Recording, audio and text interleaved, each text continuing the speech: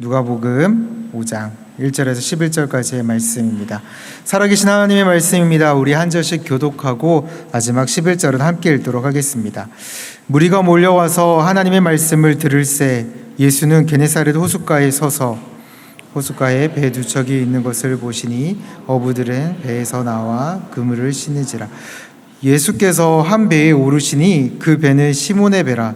육지에서 조금 떼기를 청하시고 앉으심에 배에서 무리를 가르치시더니 말씀을 마치시고 시몬에게 이르시되 깊은 데로 가서 그물을 내려 고기를 잡으라. 시몬이 대답하여 이르되 선생님, 우리들이 밤이 새도록 수고하였으되 잡은 것이 없지만은 말씀에 의지하여 내가 그물을 내리리이다 하고, 그렇게 하니 고기를 잡은 것이 심히 많아 그물이 찢어지는지라. 이에 다른 배에 있는 동무들에게 손짓하여 와서 도와달라 하니 그들이 와서 두 배의 채움에 잠기게 되었더라. 시몬 베드로가 이를 보고 예수의 무릎 아래 엎드려 이르되 주여, 나를 떠나소서, 나는 죄인으로서도이다 하니, 이에 자기 및 자기와 함께 있는 모든 사람이 고기 잡힌 것으로 말미암아 놀라고 세베대의 아들로서 시몬의 동업자인 야고보와 요한도 놀랐습니다. 예수께서 시몬에게 이르시되 무서워하지 말라, 이제 후로는 내가 사람을 취하리라 하신. 함께 읽겠습니다. 그들이 배들을 육지에 대고 모든 것을 버려두고 예수를 따르니라. 아멘. 안녕하십니까. 저는 동행마을을 담당하여 섬기는 권순웅 목사입니다. 오늘 또 수요예배 자리에 나오신 모든 성도님들을 주님의 이름으로 또 환영하고 축복합니다. 함께 예배드리는 가운데 또 하나님께서 우리에게 또 우리의 삶 가운데 원하시는 그 선하신 뜻이 무엇인지를 발견하고 또 힘을 얻는 귀한 시간 되기를 원합니다.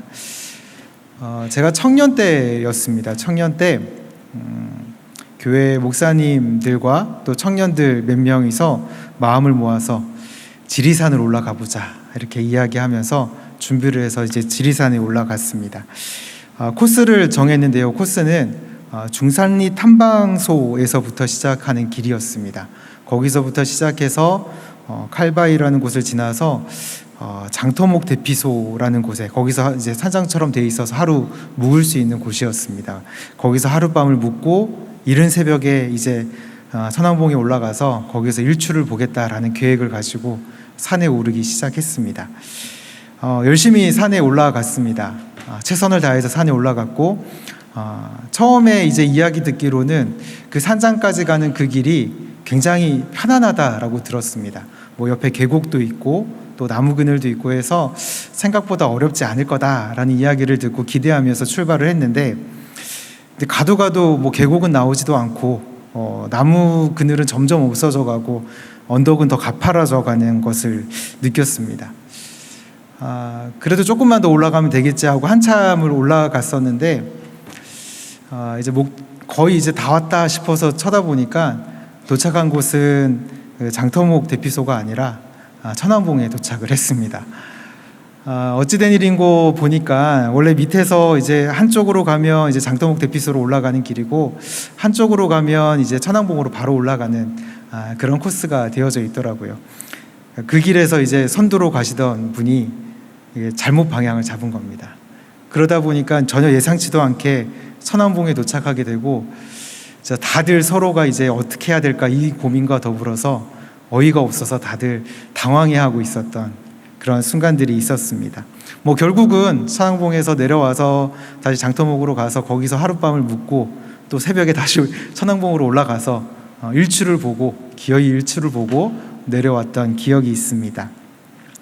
되게 힘들었습니다. 사실 그렇게 천왕봉을 물론 낮에도 보고 새벽에도 보고 좋았지만 그렇게 한다라는 그 과정들이 쉽지 않았고, 또 한편으로는 기대하고 올라갔던 그 길이 원래 목적했던 그 길과 다른 방향이라는 것에 한편으로 마음이 좀 실망되기도 하고 또 힘도 빠지는 순간들도 있었기 때문에 그렇습니다. 그냥 그 과정들을 통해서 지금도 돌아보면 우리의 삶에 있어서 방향이라는 것이 참 중요하구나라는 것들을 좀 생각해 보게 됩니다.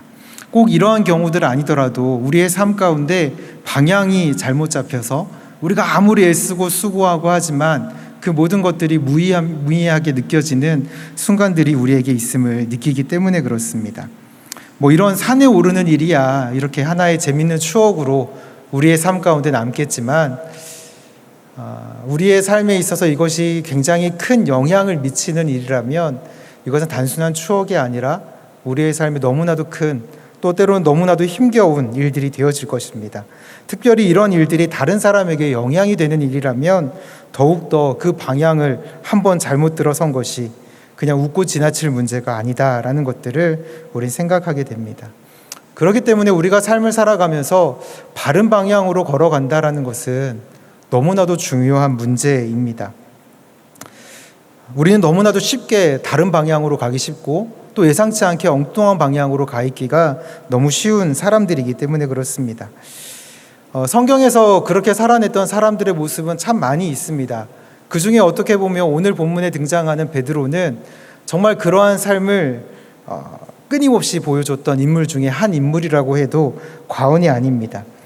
예수님의 수제자라고 하지만 그가 행하던 모습들은 어찌 보면 진짜 이게 수제자가 맞는가, 정말 예수님의 제자로 제대로 이렇게 사역하고 섬기고 있는 게 맞는가 싶을 정도로 그의 모습은 너무나도 우리에게 많은 생각들을 하게 합니다.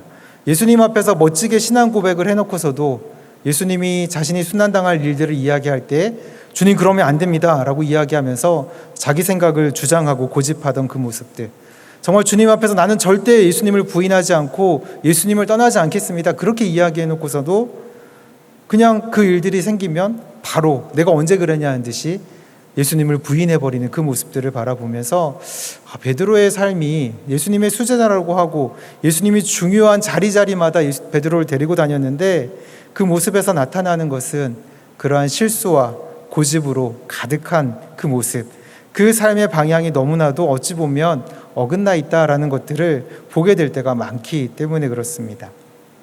그렇기 때문에 우리는 이 베드로의 모습들을 한 번 더 살펴보면서 그렇게 어떻게 보면 엉뚱해 보이고 그렇게 어떻게 보면 잘못된 방향으로 걸어가는 것 같은 그 베드로가 어떻게 예수님의 제자가 되어지고 어떻게 예수님의 제자로서의 그 사역들을 감당할 수 있었는지 우리가 다시금 생각해 보므로 우리의 삶 가운데에도, 정말 우리의 삶 가운데에도 그런 베드로와 같이 하나님께서 기뻐하시는 그 삶의 방향으로 나아가도록 다시금 결단하고 나아가는 시간이 되었으면 참 좋겠습니다. 오늘 본문은 그런 베드로가 처음 이제 예수님과 함께 있으면서 예수님의 제자로서 세워지는 과정들을 우리에게 보여주고 있습니다. 예수님은 이 땅에 오셔서 때가 되었을 때 이제 사역들을 시작해 가셨죠. 세례 요한에게 세례도 받으시고 광야에 가서 시험도 받으셨습니다.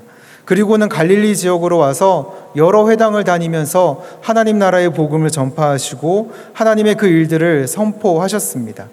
갈릴리 지역의 여러 회당들을 다닐 때 예수님의 고향인 나사렛에 이른 적도 있습니다. 근데 그곳에서는 오히려 환영받지 못하고 쫓겨나는 일들도 있었습니다. 그리고 난 다음 갈릴리의 가버나움으로 가셔서 회당에 들어가서 그곳에서 귀신을 고치시고 또 시몬의 집에 가셔서 장모의 그 열병도 고치시는 사건을 누가복음은 우리에게 보여주고 있습니다. 그리고 난 후에 오늘 우리가 대하는 본문을 우리가 대하게 되어집니다. 예수님을 둘러싼 많은 무리들이 예수님 앞에 나왔을 때 예수님께서는 그들의 모습을 보시면서 그들에게 계속적으로 하나님 나라의 일들을 가르치셨습니다. 그런데 지금 예수님께서 서 있는 위치는 오늘 말씀해 보니 게네사렛 호숫가에 서 있다라고 말씀하십니다. 예수님께서는 그 게네사렛 호숫가에 서서 이제 그 무리들과 함께 그 자리에서 가르치고 계셨어요.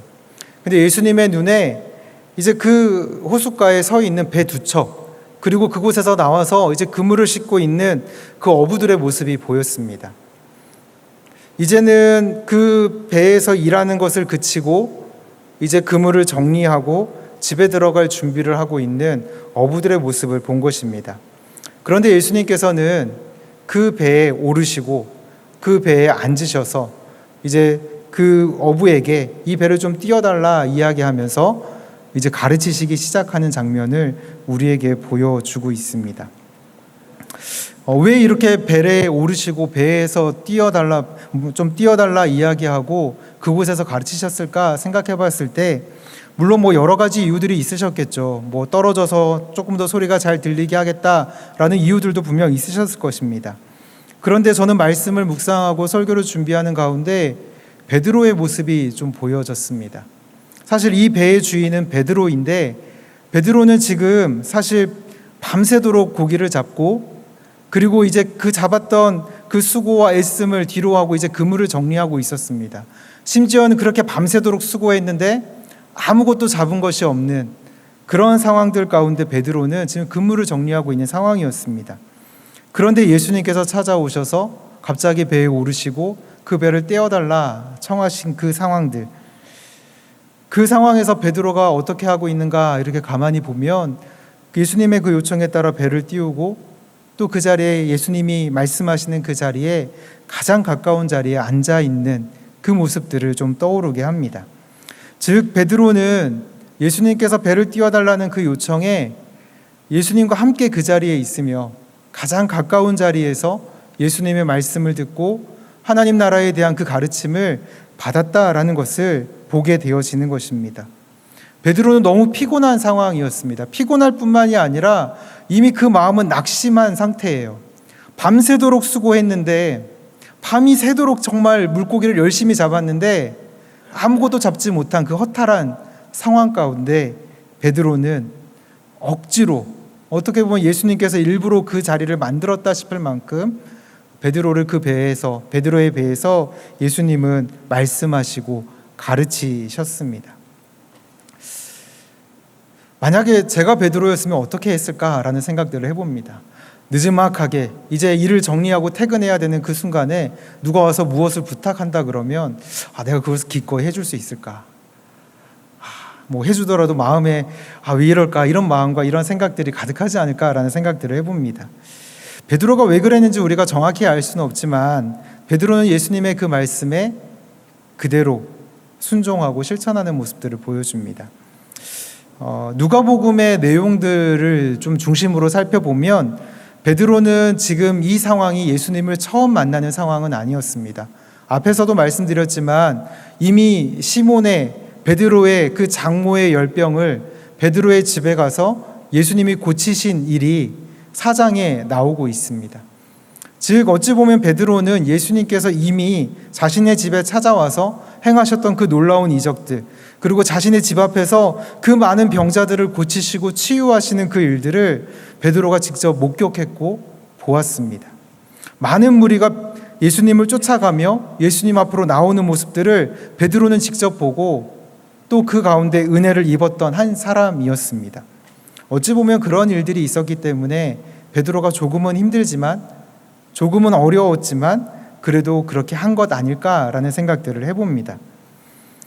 배를 띄우는 것까지는 괜찮았습니다. 근데 그 다음에 말씀을 다 마치시고 예수님께서 베드로에게 말씀하세요.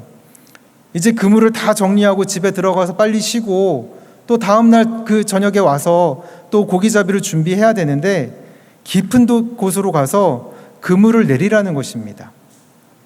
지금이야 우리가 결과를 알고 있으니까 할 수 있겠다 싶죠. 근데 베드로는 지금 밤이 새도록 정말 최선을 다해서 고기잡이를 했고 또 정말 이제는 정리하겠다라고 그물을 정리하고 있었던 상황이고, 또 그 과정들 가운데 베드로의 생각은 이 낮에는 이제 고기잡이를 해도 되지 않겠다라는 생각들을 가지고 있었던 것입니다. 오랜 기간 어부로서 살았던 베드로에게는 그 낮 시간에 그곳에 가서 그물을 던진다라는 것은 쉽게 납득이 되지 않는 상황입니다. 앞서 그냥 배를 좀 띄워달라는 그거 정도까지는 할 수 있겠지만 사실 이 말은, 예수님께서 하신 이 말씀은 어찌 보면 베드로에게 쉽게 받아들여지지 않을 만한 일이었습니다. 그런데 베드로는 하나님의 그 나라의 복음을 계속해서 듣고 있는 그 자리에서 또 예수님이 하신 그 말씀에 순종하며 또 그 말씀을 따릅니다.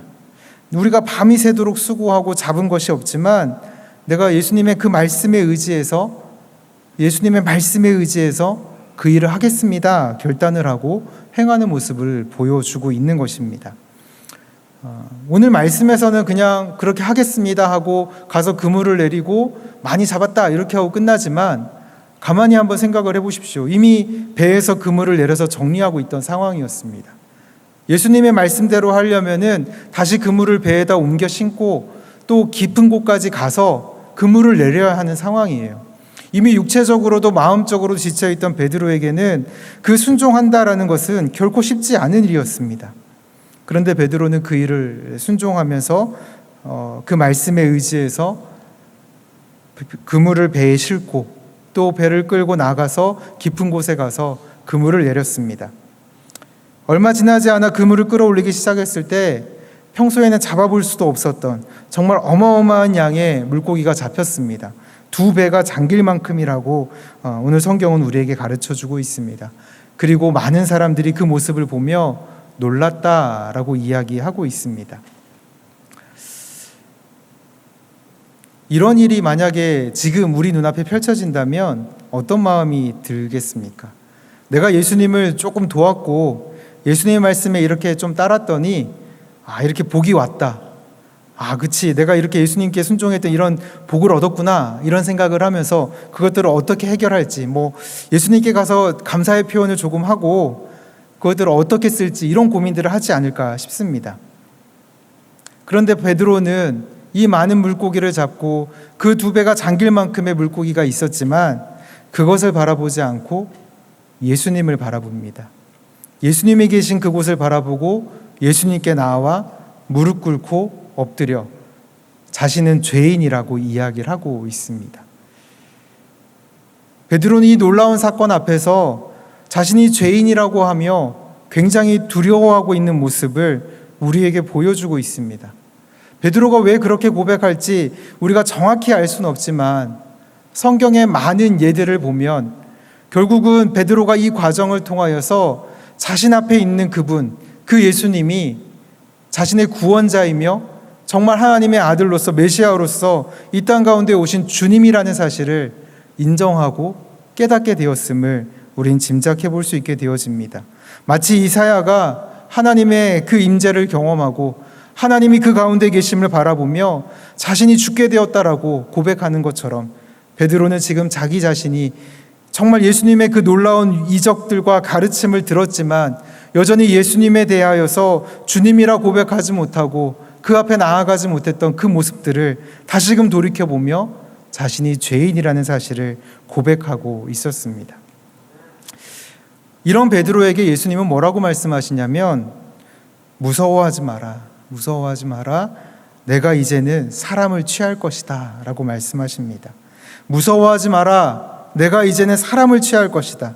오히려 베드로에게 정말 나는 죄인입니다 라고 고백하고 있는 그 베드로에게 예수님은 다시금 말씀하시는 거예요. 너는 이제 그 삶의 방향을 바꿔서 나의 제자로서 또 하나님의 그 복음을 전하며 사람을 낚는 자들로 사람을 취하는 자로서 살아갈 것이다 라는 것을 분명하게 말씀하신 것입니다.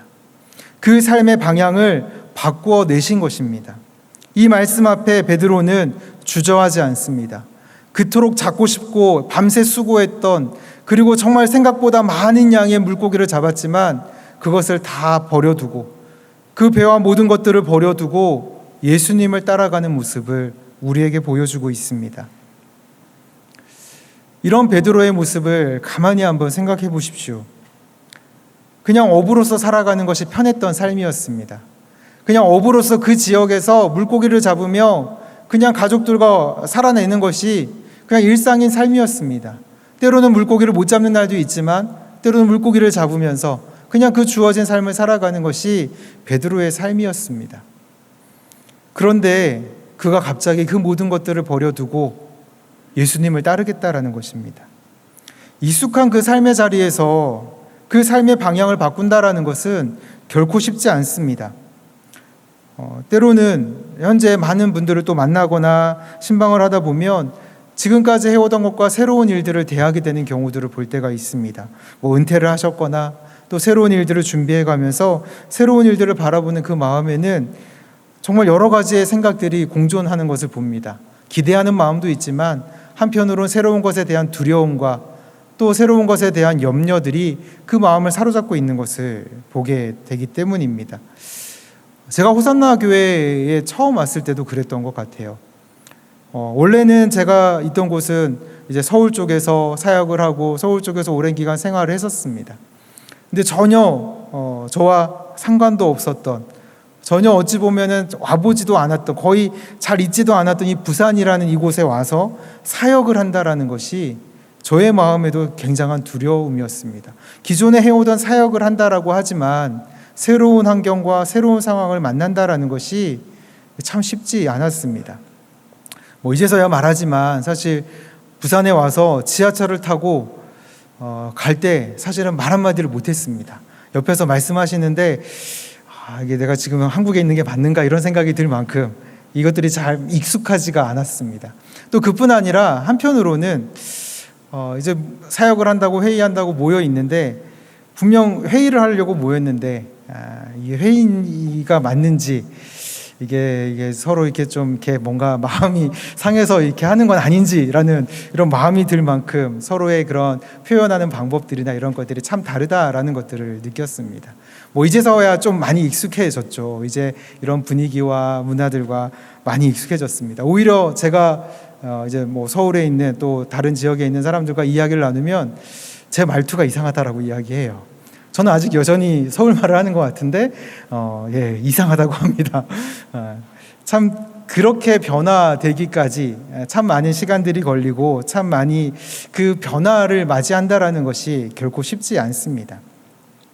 특히나 많은 것을 누리고 있다 그러면 더 그런 것 같아요. 지금 내 삶에 아무런 문제가 없다고 여기는 그때에는 정말 믿음을 가졌다고 하지만 그 믿음의 원리와 방법보다는 그저 세상의 원리와 방법이 더 익숙해지고 그러한 경험과 판단에 따라서 행동하는 것이 매우 당연한 것처럼 여겨지는 그러한 삶의 모습들을 보기 때문에 그렇습니다.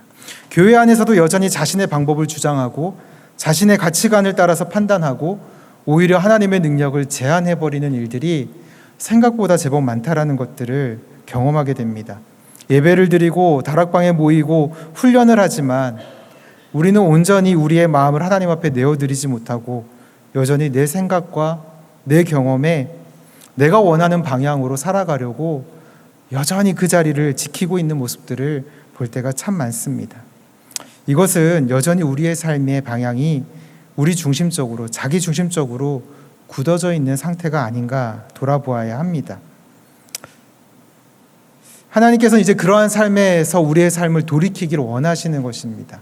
베드로가 그렇게 예수님을 만나고 예수님과 함께 있던 그 시간들을 경험하고 예수님께서 행하셨던 가르침과 은혜들을 경험하였지만 그럼에도 여전히 그 자리에 서서 자신의 일을 하고 여전히 주님을 인정하지 않고 자기의 생각에 사로잡혀 있었던 것처럼 우리의 모습이 그렇게 우리의 생각과 우리의 가치관에 사로잡혀 있었다면 우리는 베드로가 경험한 것처럼 그 생각을 바꾸고 정말 주님의 말씀에 의지하고 주님이 원하시는 그 일들을 위하여서 우리의 삶의 방향을 바르게 잡아가야 한다라는 것입니다. 어떻게 그것이 가능할까? 그 부분들을 우리가 계속해서 좀 생각해 봐야 합니다. 베드로가 어떻게 그렇게 갈팡질팡하면서 자기 고집대로 살아가던 그 삶의 방향을 바꿀 수 있었던 이유는 무엇일까? 우리는 이 말씀을 통하여서 깊이 생각해 봐야 한다라는 것입니다. 오늘 말씀을 통해서 우리가 생각해 볼 때는 두 가지의 은혜를 생각해 볼 수 있습니다. 먼저 우리가 바라보게 되는 것은 주님께서 찾으시는 은혜입니다. 찾으시는 은혜. 앞서도 살폈듯이 지금 예수님과 베드로는 처음 만난 것이 아니에요. 누가복음 안에서 바라보게 되면 이미 자신의 집에 찾아오신 예수님을 만났고 이미 회당에서 또 여러 곳에서 예수님에 대한 소문을 들었고 심지어는 자신의 장모가 아팠을 때 고침을 받는 그 현장에서 그 자리에서 예수님을 목격했습니다. 예수님은 그렇게 끊임없이 베드로를 찾아가셨습니다. 사실 이 베드로라는 이름도 요한복음을 통해서 보면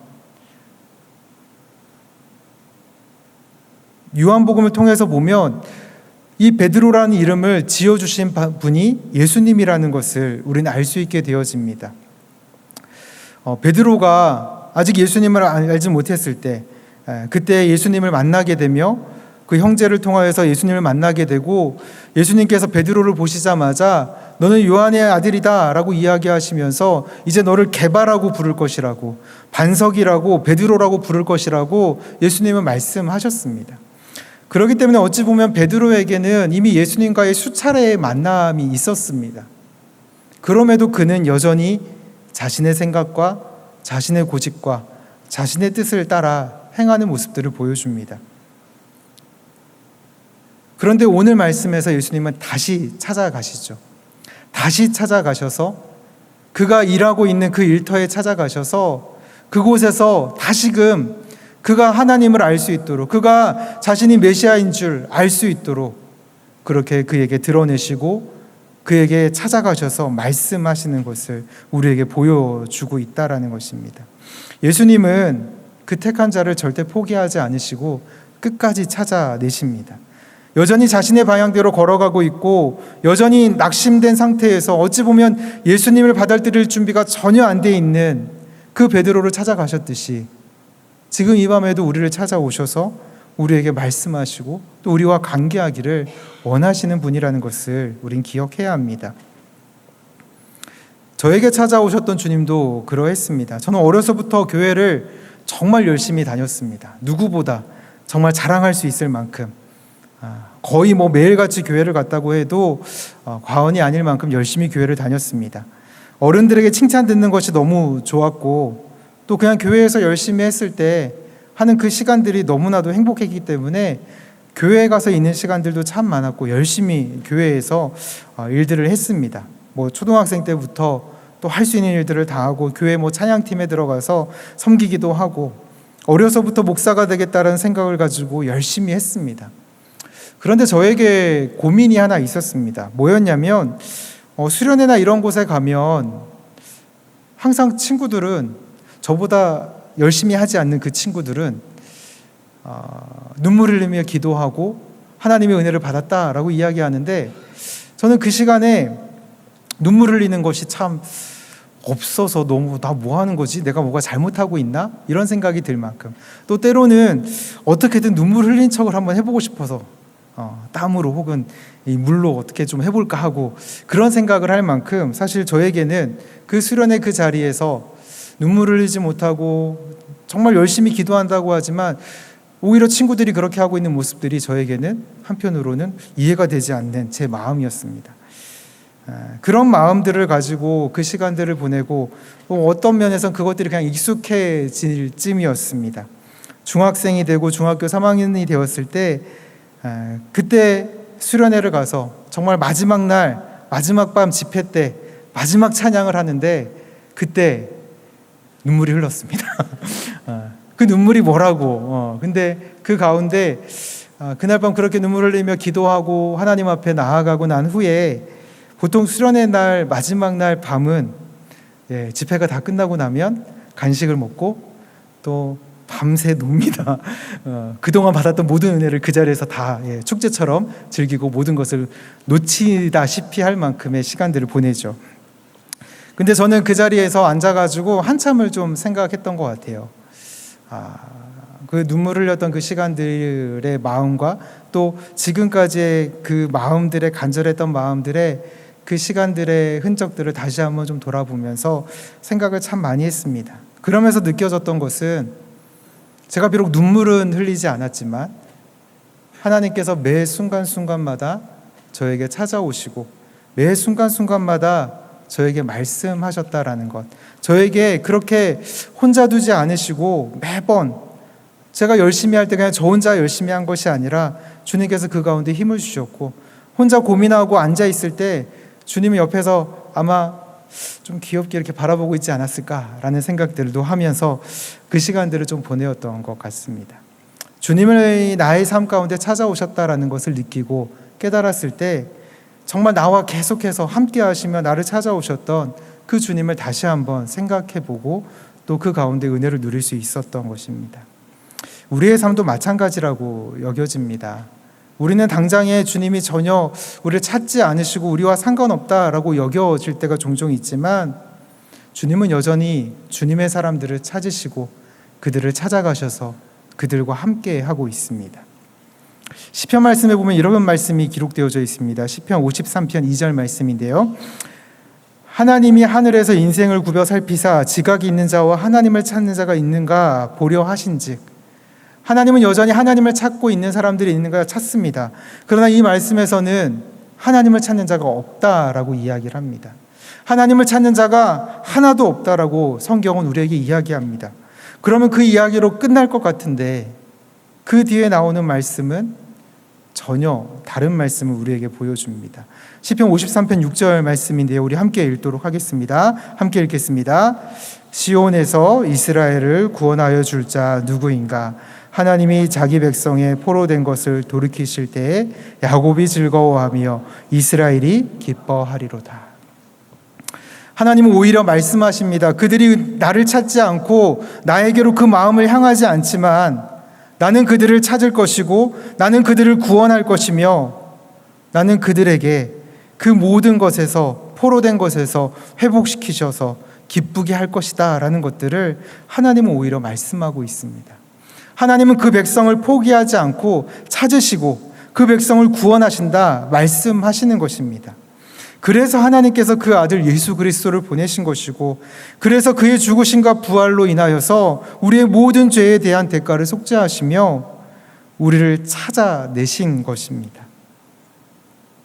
그 아들 예수를 통해서 하나님은 하나님의 백성을 향한 포기하지 않으시고 끝까지 찾으시는 그 하나님의 사랑을 확증하신 것입니다.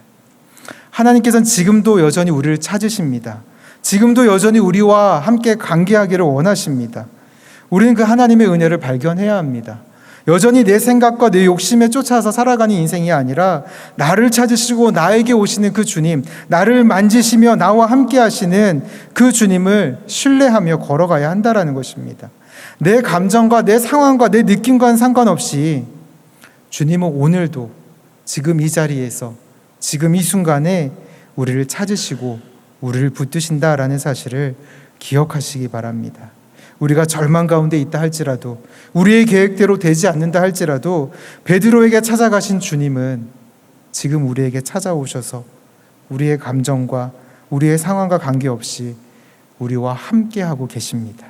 그 은혜를 온전히 누리는 저와 우리 모든 성도님들 되시기 바랍니다. 또한 우리가 발견하게 되는 두 번째 은혜는 말씀하시는 은혜입니다. 베드로를 찾아오신 주님이 하시는 모습들을 보면 그에게 끊임없이 말씀합니다.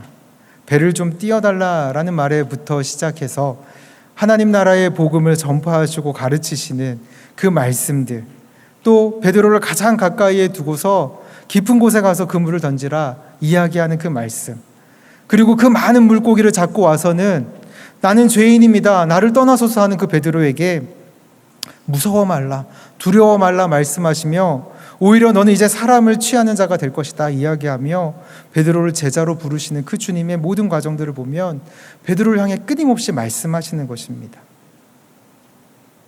끊임없이 베드로에게 말씀하시고 어찌 보면 그가 이해하고 받아들일 때까지 그 모든 과정들을 준비하시면서 말씀하시는 것입니다. 베드로는 그 말씀에 의지하여 순종하고 베드로는 그 말씀에 의지하여 그 모든 것들을 버려두고 예수님을 따르는 삶이 되어지는 것입니다. 자신의 교만과 고집 또 어리석음, 이 모든 것들을 버려두고 모든 것들을 뒤로하고 주님을 향한 그 삶의 방향을 바꾸어 간다라는 것입니다. 베드로만이 아니라 사실은 예수님을 믿는 모든 사람들이 그 은혜들을 경험하는 것을 봅니다. 예수 믿는 자들을 박해하러 쫓아다녔던 바울의 삶을 보십시오. 그는 정말 주님을 믿는 사람들을 쫓아다니면서 그를 괴롭게 하고 그것들을 막아서기 위해서 그렇게 그 다메섹이라는 곳을 향해 달려가고 있을 때였습니다.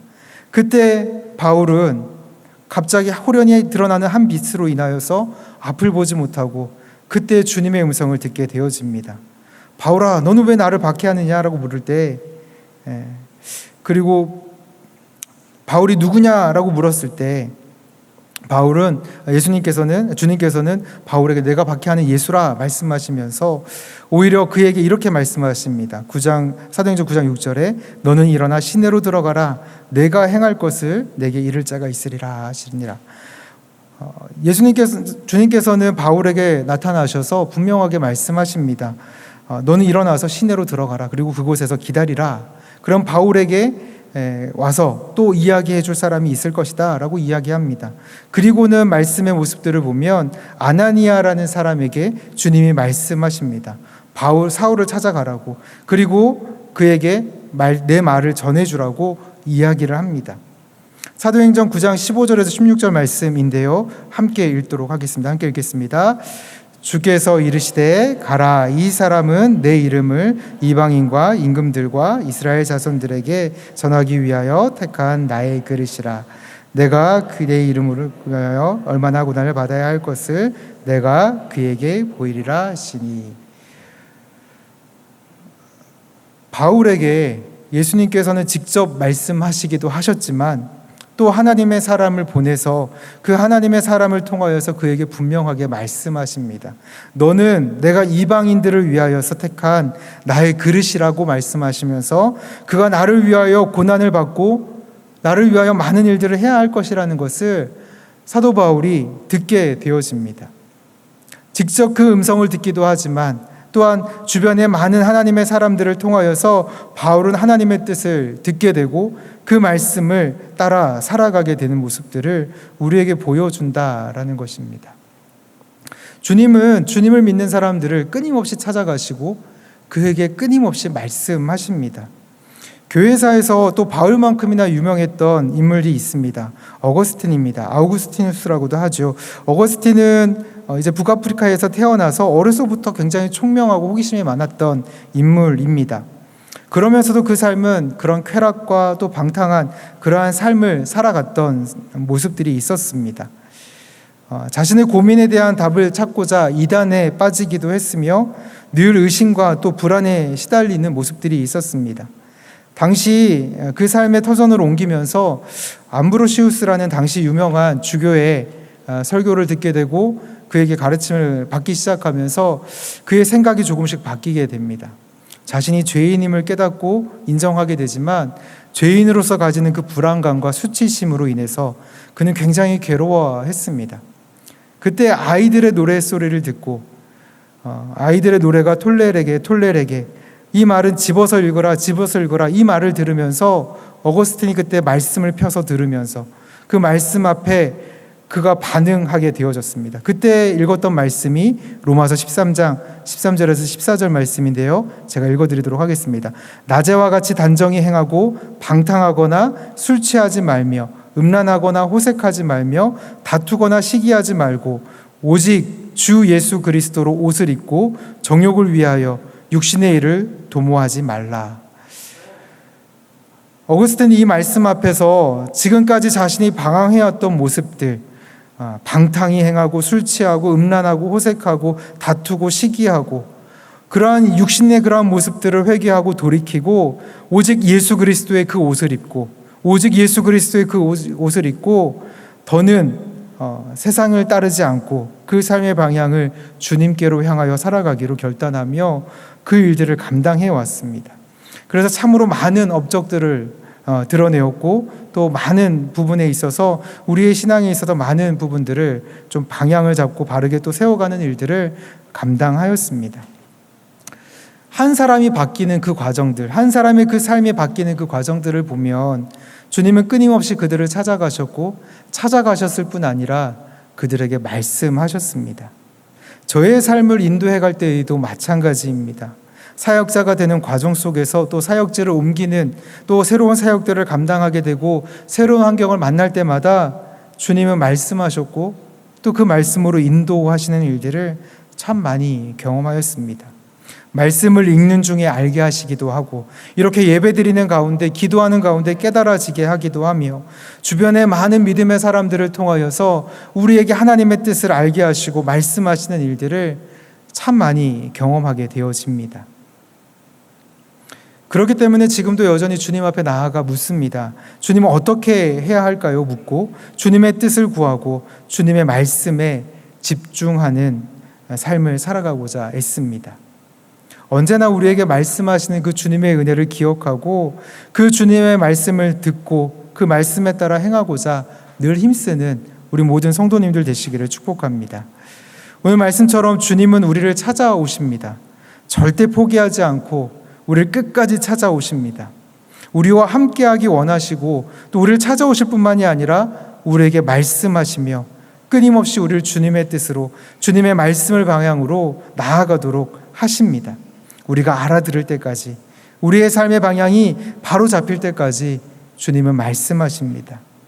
그 은혜를 누리고 있는 분이라면 그 은혜에 온전히 반응하시기 바랍니다. 그 은혜를 누리지 못하고 있다면 하나님 앞에 간구하시기 바랍니다. 주님, 오늘 이 시간에 나를 찾아오시고 나에게 말씀하여 달라고, 나의 삶의 방향이 주님께로 온전히 향하게 해달라고 주님 앞에 우리는 간구해야 합니다. 그리고 그 은혜가 우리에게 부어졌을 때 베드로가 그랬던 것처럼 우리 자신을 의지하던 모습들을 버리고 말씀을 의지하고, 나의 소유와 나의 많은 것을 추구하며 살아갔던 그 삶의 방향을 버리고 주님을 따르기 위하여 모든 것을 뒤로하고 달려갈 수 있는 그러한 삶이 되어지기를 간절히 소망합니다. 이 은혜를 경험하고 베드로가 예수님의 제자가 되어 걸어가지만 앞서도 말씀드렸듯이 베드로는 때마다 시마다 여전히 그 연약한 모습들을 드러냈습니다. 감사한 것은 그때마다 예수님이 베드로를 밀어내신 것이 아니라 다시금 그에게 말씀하시고 다시금 그와 함께 하시며 그를 찾아가시며 그를 회복시키셔서 끝까지 하나님의 일들을 감당하도록 그 방향을 인도하셨습니다. 우리의 삶에도 동일하다라고 믿습니다. 때로는 우리가 넘어지고 흔들리겠지만, 때로는 우리가 실수하고 실패할 수 있지만, 그때에도 여전히 우리를 찾아오시는 주님을 신뢰하시기 바랍니다. 그때에도 여전히 우리에게 말씀하시는 그 주님의 말씀에 순종으로 반응하는 귀한 믿음의 성도들 되시기를 주님의 이름으로 축복합니다.